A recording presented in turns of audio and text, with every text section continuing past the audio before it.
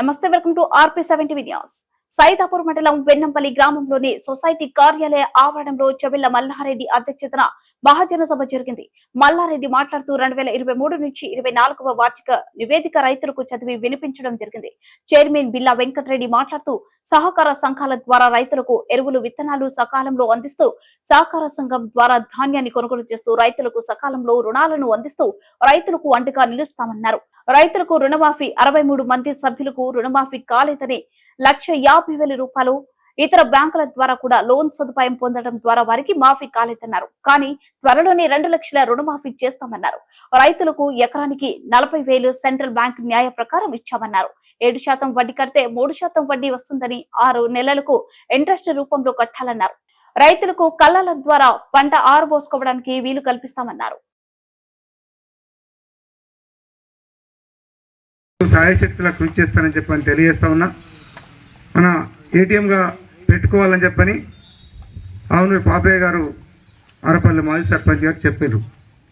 ఈ బ్యాంకు భవనం నిర్మాణం లాస్ట్ దశకు వచ్చింది. ఎన్నికలు వచ్చి ఒక 3 నెలలు అయిపోయిన వాళ్ళు సుతార్లు రాక కొంత పని అయిపోయింది. ఒక 20 రోజులు 25 రోజులు చేస్తే కంప్లీట్ అయిపోతుంది.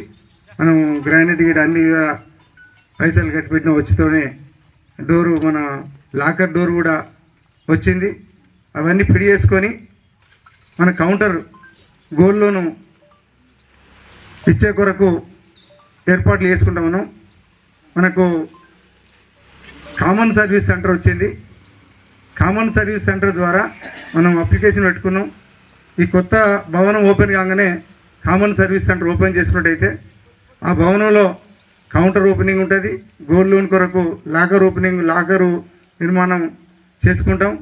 ఎన్నికలు అయిపోగానే, ఇప్పుడు ఎన్నికలు ఉన్నాయి, ఏదైనా మేము కొత్తగా వాగ్దానాలు ఏమో చేసేటట్టు ఉంటుంది కాబట్టి ఎన్నికలు అయిపోగానే గౌరవ మంత్రివర్యులను తీసుకొచ్చుకొని అది ఓపెన్ చేసుకొని మనం పబ్లిక్ సేవ కొరకు రైతులకు ఏ సేవలు మన సంఘం తరఫున అందించదలుచుకున్నామో అవన్నీ కూడా రైతులకు చేరే విధంగా చేస్తాం. సంఘ 5 గ్రామాల సభ్యులకు కలిసి ఇక్కడ మనం ఎలాగో బ్యాంకు పెట్టుకోలేము. మనకు ఉన్న దాంట్లోనే మన కామన్ సర్వీస్ సెంటర్ ఇస్తాడు, మనకు క్యాష్ కౌంటర్ ఏర్పాటు చేసుకుంటాం. దాని ద్వారా పెన్షన్లు కూడా ఇచ్చేటువంటి అవకాశం ఉంది.